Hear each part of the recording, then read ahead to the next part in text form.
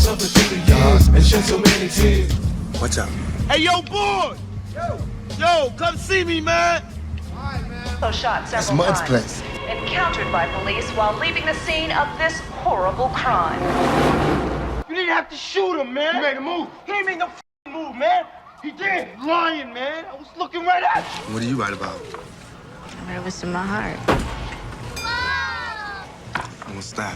Poet with a punch, the legend, the myth, the Gemini king of chaos and consciousness, TUPAC Amaru Shakur. When I say this man was the full package, talent, trouble, poetry, and petty drama, I mean it. And even though he's been gone since '96, his name stays hotter than a summer in Death Valley. Grab your do-rags, your nose rings, and maybe a candle, cause we're diving into the titan that is TUPAC. And trust me, this ain't your dusty old history lesson. We're spilling the tea, the whole damn pot, with a side of lyrical genius. Though his poetry was insightful, his final words, according to a Las Vegas Metropolitan Police officer, were less poetic and more defiant. Oh, you feel that? This one's about to get wild. Born LaShawn Parrish Crooks on June 16, 1971. Yes, that was his government name. But at just 1 year old, his mama, Afeni Shakur, a whole revolutionary in her own right, renamed him TUPAC Amaru Shakur. And this name had meaning. TUPAC Amaru comes from the last Incan emperor, bringing all the main character energy. It means shining serpent. Yeah, it's given I'm here to shake up the world. And Shakur, that's Arabic for thankful or appreciative. Oh, and get this, he was born just a month after Afeni was acquitted of conspiracy charges as part of the Panther 21. He came out of the womb already beating cases, folks. Born into fire, raised in the revolution, no wonder he had so much to say with so little filter. Now, before Pac was yelling, "All eyes on me," all eyes were on him in the theater. Yup, TUPAC was out here studying ballet at the Baltimore School for the Arts. He even played the Mouse King in the Nutcracker. Can you picture little Pac in a tutu and crown, pirouetting with precision? I'm screaming, but I'm also standing. While at school, TUPAC linked up with none other than Jada Pinkett. Yes, that Jada. And their friendship was deep. Like, he wrote poems for her, including Jada and the Tears in Cupid's Eyes. That's deep. Like, deep, deep. Jada even turned down a movie role because the director and TUPAC had beef. Oh, the drama. TUPAC was already that guy in the rap game at 13. And no, not just NWA and Public Enemy. He was vibing to Kate Bush, U2, and Sinead O'Connor. Picture this, TUPAC nodding to Wuthering Heights like, yo, this kinda slaps. And he loved Shakespeare too. Said he related to Romeo and Macbeth because they were passionate and dramatic. Basically the original rap beef kings. After his artsy, tutu-wearing days in Baltimore, TUPAC moved to Marin City, California, and started mingling with the local hip-hop scene. He went by MC New York, not Cali, not West Side. MC New York. Duality at its finest. Then came 1990 and TUPAC linked up with Digital Underground. He started as a roadie and backup dancer, but they quickly realized this kid had fire. He jumped on their hit Same Song and boom. The artist formerly known as MC New York became TUPAC Shakur. In 1991, he dropped Apocalypse Now and the world wasn't ready. Raw, bold, unapologetic, he was calling out police brutality, poverty, and all the messy truths people didn't want to hear. Brenda's Got a Baby? Heart-wrenching. But of course, it stirred up controversy, and people in very high places were clutching their pearls talking about this album is a menace to society. Sir, please, let the artists speak their truth. By 1993, Pac was on fire with his second album, Strictly for My and came through with an even rawer sound. He gave us I Get Around, the anthem we didn't know we needed, and Keep Your Head Up, a powerful, uplifting track for women everywhere. And let me just say, Strictly for My Niggas went platinum and sold over 1.3 million copies by 2004. The man knew how to make moves. Also, the whole niggas thing wasn't just for flair. It stood for Never Ignorant, Getting Goals Accomplished. Pac was on some next level branding. mixing street smarts with wisdom. Thug life, the hate you give little infants, fuck everybody. Y'all, that's some serious social commentary. In late '93, Tupac formed Thug Life with his crew, dropped Thug Life Volume 1 in '94, and hit us with Pour Out a Little Liquor. But guess what? The album was originally too hot for critics, so they reworked it. Still, Pac kept pushing, even performing an unreleased track Out on Bail at the '94 Source Awards. Because even when the industry tried to dim his light, he stayed 10 toes down. In 1994, right before Above the Rim dropped, Tupac was shot 5 times during a robbery at a New York recording studio. And here's the thing, he survived. But Pac didn't come out of that just bruised. He came out paranoid, pissed, angry, and convinced that people he trusted were in on it. And that's where the drama really begins.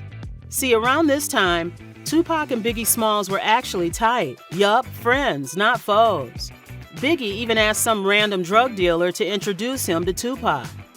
Pac brought Biggie on stage, they recorded tracks like Running from the Police, and rumor has it Biggie even wanted Tupac to manage him. But Pac, ever the visionary, told him straight up, nah, Puffy's your guy. Still, it wasn't an equal friendship. Pac was living a Hollywood life while Biggie was still climbing. Tupac even invited him to join Thug Life. But Biggie went on to form Junior Mafia with Lil' Kim and Lil' Cease. Then bam, that quad studio shooting, that shattered everything. And so Tupac didn't think it was just a random hit. He felt betrayed, like people close to him had set him up. And that right there was the beginning of one of hip-hop's most infamous beefs. While all this drama was unfolding, Tupac dropped his third album, Me Against the World, in March 1995. From behind bars, y'all. That's right. Pac was out here making chart-topping hits in a jail jumpsuit. He became the first artist in history to have a #1 album while locked up. Legends move different. Now let's not skip over why he was in jail. In 1993, Tupac was accused by Ayanna Jackson of sexual assault involving multiple men. He was acquitted of sodomy, but convicted of sexual abuse for groping and sentenced to prison. Tupac always maintained his innocence, but it was one of the most complicated chapters in his life, and he felt betrayed by the system. But that album, Me Against the World, it was like Tupac dropped his diary and said, "Here, cry with me." It sold 240,000 copies in its first week, which was record-breaking for a solo male rapper at the time. Dear Mama had thugs hugging their mamas, crying in lowriders, and reevaluating their life choices. So many tears hit hard. And Temptations? The video had more celebrity cameos than a 90s award show because Pac couldn't be there. And the Soul Train Awards even came through with a trophy while he was still doing time. Locked up, but still booked and busy. Then came the plot twist. All Eyes on Me. Pac signed to Death Row Records and didn't just drop an album, he dropped 2. All Eyes on Me was the first double album in hip-hop history. California Love and How Do You Want It were straight-up bangers. And he came through flexing, giving us Versace bandana realness. The album sold 566,000 copies in its first week, and by 1998, it was 9 times platinum. By 2014, diamond status, baby. Oh, and let's not forget the diss track of all diss tracks, Hit 'Em Up. Tupac came for everybody on that one. Biggie, Diddy, Mobb Deep, the whole Bad Boy crew. That was when the East Coast versus West Coast drama really hit a boiling point. The track became the anthem of the rivalry, and it solidified Pac's spot in hip-hop history. All Eyes on Me wasn't just a hit, it was hip-hop history in motion. The album snatched R&B, soul, or rap album of the year at the '97 Soul Train Awards, and Tupac was crowned favored rap hip-hop artist at the American Music Awards that same year. And the numbers? It hit 9 times platinum by 1998, and by 2014, boom, diamond status. That's 10 million copies sold with receipts to prove it. And look, Pac stayed booked, but not just in the studio. This man had more court dates than red carpet ones. In 1993, he shot 2 off-duty cops in Atlanta. Yes, you heard that right. But charges were dropped when it turned out the officers were the aggressors. Plot twist, right? Before that, in 1991, he sued the Oakland police for brutality and walked away with $43,000. Then there was that tragic moment in 1992 when a gun registered to him accidentally killed a 6-year-old. His estate ended up settling with the boy's family. And let's not forget when he straight up assaulted Allen Hughes, the director of Menace to Society, and did 15 days in jail for it. Tupac was out here collecting misdemeanors and weapon charges like Pokemon cards, and he even got sued by C. Dolores Tucker for his lyrics. But that case, dismissed, because freedom of speech stays undefeated next to those platinum plaques. And don't get it twisted, Pac didn't just rap. He had legit acting chops, from Juice If you gotta go out, that's how you go out. That motherfucker took his destiny in his own hands. to Poetic Justice with Miss Janet. Oh, so you one of them angry son? A feminist.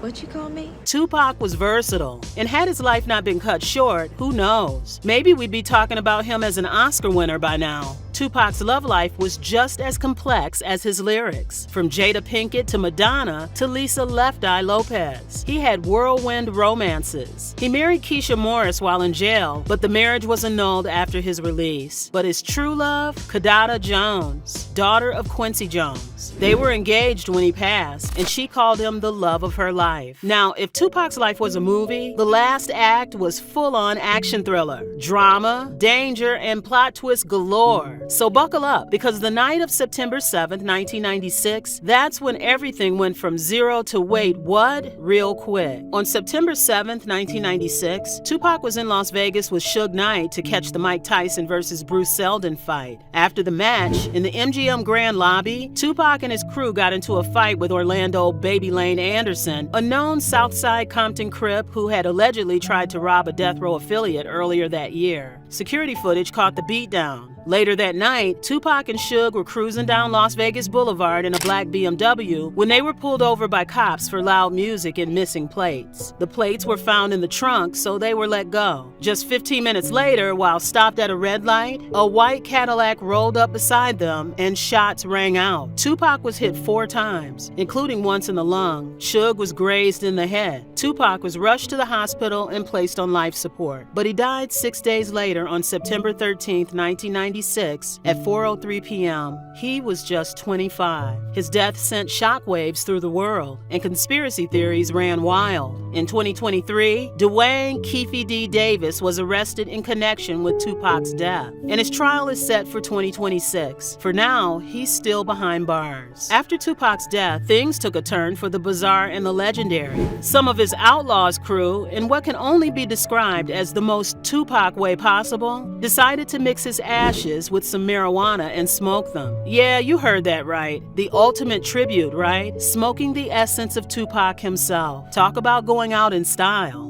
Before he passed, Tupac recorded the Don Killuminati, the 7-Day Theory, in just 7 days. He wrote and recorded it in 3 days, and the rest took 4 days. No big deal, just one of the greatest albums of all time coming together in under a week. The album dropped posthumously, and oh boy did it hit hard. It shot straight to #1 on the Billboard charts with the 2nd highest debut sales of that year. Some fans say it's the perfect mix of hurt, rage, and I'm gonna make you feel my pain. With lyrics so raw, it's like Tupac was speaking from beyond. It was so iconic that by 2006, people were calling it a classic. MTV even ranked it #9 on the list of hip-hop's greatest albums. And just to really drive home how Machiavelli was a game changer, the album went 4 times multi-platinum by 1999. Tupac was gone, but his music, it was everywhere. And honestly, it was kind of like his mic drop from the afterlife. Now here's where it gets even juicier. Tupac's alter ego, Machiavelli, was inspired by the famous philosopher Niccolo Machiavelli, who was all about faking your death to outsmart your enemies. Yeah, you can probably see where this is going. Tupac basically gave the world an open invitation to start all those conspiracy theories. Could Tupac still be alive, living somewhere in hiding like the ultimate plot plot twist? Well, with a name like Machiavelli, he definitely left people with a lot to talk about. In 2006, on the 10th anniversary of Tupac's passing, his ashes took a trip to Soweto, South Africa. Afeni, his mom, packed up his remains and sent them to the birthplace of his ancestors for a memorial service that was as legendary as Pac himself.